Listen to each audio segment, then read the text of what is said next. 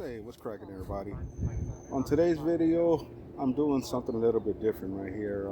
I am recording outside, and I am on my laptop, so this is going to be something different right here.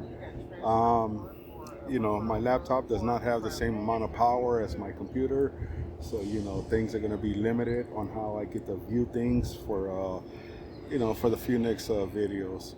But yeah, I am recording outside. There are going to be noises in the video, so just be aware of that. So I'm giving you a heads up right now on that. So there's going to be voices, there's going to be cars, it's just nature.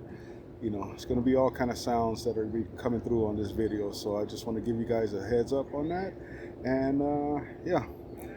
Alright, so on today's video, I'm taking a look at a system called KawaiintuOS. KawaiintuOS Neo Mobuntu. So this is going to be a Ubuntu-based system right here.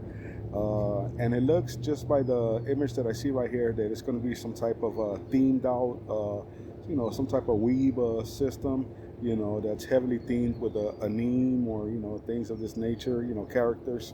So yeah, that's what it looks like from this image right here, but I have not looked at the system yet, so we're going to look at it together. Right now here on their website, it looks like there is some Asian texture right here, or text, so I don't know exactly if it's Japanese, Korean, Chinese, it's going to be one of those. But anyways, we are going to take a look at this in a virtual machine and see how it pans out.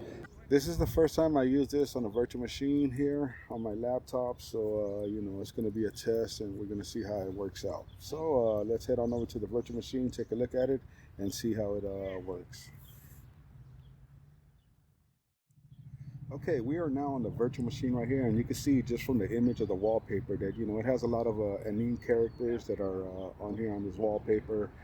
Or at least I'm assuming they're anime characters. They could be, whatever, but it's, in that nature is what I'm trying to say. But right here, it looks like they are using the Ubuntu GNOME system right here. And we do have some icons that are on the lower right-hand side right here. And we do have one icon that says Install Kawaiintu. So I'm going to go ahead and click on this icon here.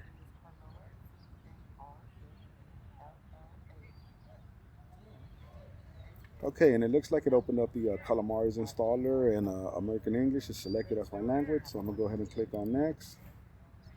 My location is already selected, so I'm going to go ahead and click on Next. My keyboard layout is going to be English US, so now I'll click on Next. Alright, we got a section here for Erase Disk, which is what I'm going to use, and it is already set to swap the file in ext4, so I'll just click Next. Alright, right here I'm going to enter my user info. So the username is going to be LinuxHub. Give it a strong and complicated password. It's telling me that the password is too short, but it's still allowing me to continue, so I'm going to continue. Okay, if you're a new user, I would not suggest for you to use login automatically. Okay, this is the overview of everything that's going to happen. So I'm going to go ahead and click on Install, and we're going to click on Install Now. And the installation is now underway. So for now, I'm going to go ahead and pause the video, and when we get back, hopefully everything works out well, and we'll take a look at KawaiintuOS. Okay, installation finished without any issues, and we have rebooted onto the desktop itself here. So we do have the same wallpaper here, along with a couple icons that we have on the desktop. They are kind of scattered around, and it's kind of hard to tell the way this wallpaper looks. But you can see we have an icon here, so I'm just see if I can move it up here, and it is the README, and we have a cute cat, image right here. We have a couple folders down here, so let me just move everything right here. Put everything kind of like in a place where we can kind of see everything, because they are kind of like random. I am searching around for more to see if there's more icons, but it looks like that's it right here. So in total, we have 4 icons that are on the desktop. We have the README, an image, a folder that says scripts, and a home folder right here. From the layout of the desktop, it looks like a traditional Ubuntu layout, where we have a panel on the side, or well, you have the panel on the top, the GNOME panel, and then you have the dock, which typically on the GNOME, this would be on the bottom right here, kind of like in the center of the bottom. but it's more set up in a traditional, Ubuntu way of being set up. So where we have it right here on the left, and it's reminiscent and looking just kind of like the way that Ubuntu has it set up right here. To get to your applications, there is this Show Apps button right here. So if you click on it, it'll show you all of the applications right here. And you can see right here, we do have two pages of applications. So this is the first page, and then we have a second page. A lot of these applications are missing icons. They just have the text on them right here. But, you can see right here, it's pretty much self-explanatory just by reading whatever the text is, like Shotwell, software updater, startup disk creator, LibreOffice Impress. So that's one thing. They do have the LibreOffice suite right here. Let's see, is anything else right here out of the ordinary? There is something right here called MOZC setup, MOZC setup. I'm not sure what that is. Let's see, we do have a Thunar on here, Tilix. So, it does come with a few, applications already out of the box. But of course, up to you whether you like these applications or not. You can always remove them and install whatever it is you want to install right here.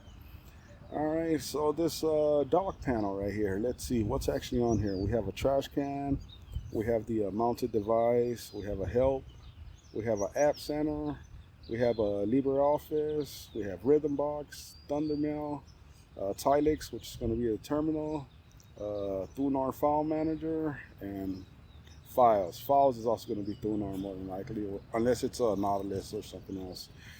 So let's see, this being Ubuntu based, it should use sudo apt to install applications. So let's open up the App Center first, and let's see how this works right here. Again, we have to remember that me being on the laptop, I am only using 2 gigabytes of memory on this. So we'll see how it runs. So far, everything feels smooth. Everything feels like it's running okay. But you can see right here, the App Center did load up pretty quick, and it seems to be working. So let's test this out right here. All right, let's search for GIMP. Let's see, all right, so here it is right here. We do have an install, so let's go ahead and install it and see what happens.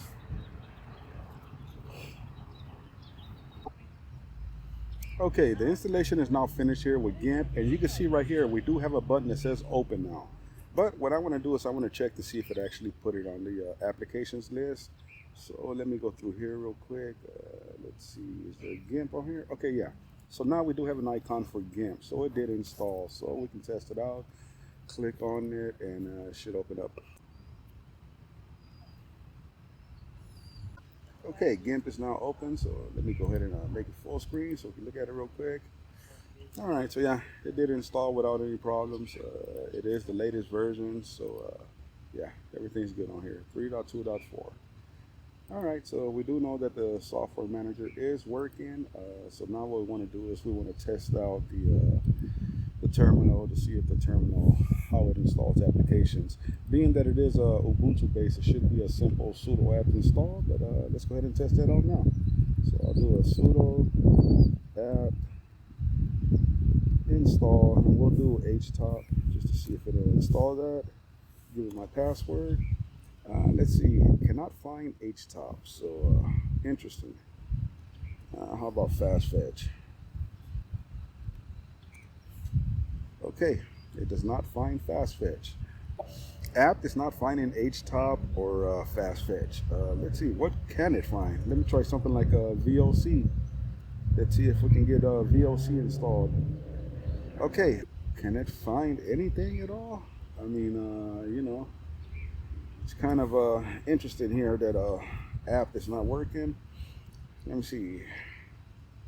Yeah, Bluma is not working. All right, so yeah, there's an issue with the repos here. In my last few videos, I've been noticing a trend here with a lot of these systems where the repos are always the problem here. Okay, so the package manager does find it, but the repos is where we're having issues right here. So let's open up this package manager again, and let's see if we can install something like Synaptic. Or maybe we could find HTOP and fast fetch through here. Okay, so let me do first a search for HTOP. Let's see if we find HTOP. Okay, and you can see right here that HTOP is easily found with the applications manager. So we'll go ahead and click on it and we'll install it. All right. So it's a bummer that sudo app doesn't work, but like I said, in the last few videos that I've made lately, there seems to be a lot of issues with repos, especially when people tend to make their own repos. That usually causes a lot of issues. It's a big issue here, but it is what it is. Now let's see if we can get a fast fetch installed. I'm pretty sure fast fetch is not going to be found right here. What if I just do fetch? Will it find any type of fetch? Okay, so we do have some fetches here. Let's see. Fetch. Is there like a Neo fetch or anything like that? Let's see. We do have Neo fetch desktop. Let's see how this works right here. Alright, so let's go ahead and install NeoFetch Desktop. I don't know if it's the same as the original NeoFetch at all, but we'll find out in a second right here. It is installing, and but I just clicked on open and see if it opens up. Okay, so yeah, it did open up, so there it is there. You can see right here, it is KawaiintuOS 26.04. The kernel it's using is 7.0.0. Let's see, it is using the bash shell. The desktop, of course, is known. And, the theme is going to be KawaiintuOS. The theme and the icons is all KawaiintuOS. All right, so let's see. On the memory right now, it is using 1.8 gigabytes in memory. So this laptop is limited to 2 gigabytes, but like I said, for the most part, everything feels good. It's not as fast as my home PC, but it is what it is. All right, so we do have issues with our app, but the App Center does work, and it works well. So it is what it is. All right, what is it about this system that you would want to choose it? That would be up to you. If you're into things like this, then I guess this is for you. If you're not, then this is not for you. Is it recommendable? I mean, yeah, it's known. It's Ubuntu. It's a highly themed Ubuntu system. It is what it is. It all depends on the person that's using the system. As far as for new users, yeah, I think a new user would have no problem navigating through this. I mean, it is simple enough. Being that you have the App Center here and everything's listed for you, you just have to click on the icons right here, and everything is pretty straightforward. As you can see right here, HTOP and NeoFetch were both put right here on the applications menu also. But since I got this opened up right here, let's go ahead and take a look at HTOP before I go ahead and end this video. But as I was saying before, let's see, we do have, all right, I thought we were having an issue, but no, it's not. All right, so yeah, it is using some swap right here, but right now we're only using 684 megabytes of the memory, so not bad at all. And as far as swap, it is using 381, so in total about a gigabyte. So it's in line with what we saw on NeoFetch. All right, and our load averages, the old averages are, they're all pretty low. So yeah, it's a well-running system. All right, let me go ahead and close HTOP. All right, so as I was saying before, what I recommend is, I mean, sure, it works. The apps work. Everything works. It's just all up to you. If you're into this type of system, then it will be good for you. We live in a time where everyone likes to look at candy, look at pretty things and things like that, So the user base is going to be specific on this one right here. So it's up to you whether you want to use it or not. Everything seems to work out of the box, so that's not a problem, right there. The application center does work. There are issues with our app. But like I said, the application center does work, so you can use that. So all in all, it's up to you whether you want to, download this or not. All right, you guys, if you're new to the channel, please go ahead and subscribe. If you like the video you just saw, please give it a thumbs up. If you didn't like the video, by all means, give it a thumbs down. It's all fair game here on Linux Hub Prime. And I'm out.